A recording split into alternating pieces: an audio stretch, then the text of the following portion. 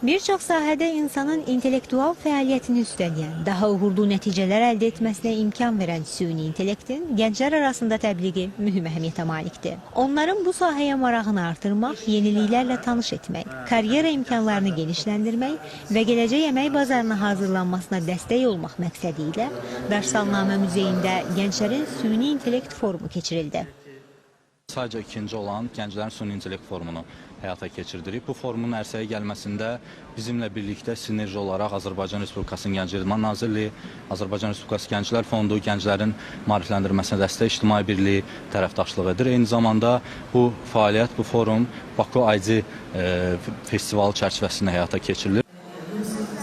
Forumda süni intellektin və texnologiyanın gənclərin karyera quruculuğunda rolu, mövcud imkanlar və çətinliklər mövzusunda panel müzakirə keçirildi.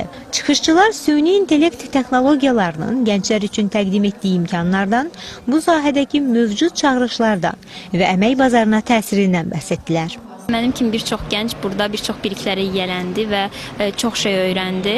Mənim burada öyrəndiyim ilk şey süni intellektin təkcə texnoloji anlayış deyil də bizim həm də dostumuz olmasıdır. O hər yerdədir, həm səhiyyədə, həm sosial mediada, həm dizaynda. Gənclərin maarifləndirməsinə dəstək İctimai Birliyinin tərəfdaşlığı ilə keçirilən Gənclərin Süni İntellekt Forumu gənclərin süni intellekt sahəsində bilik savadlığının artırılması üçün möhtəşəm bir təşəbbüsdür.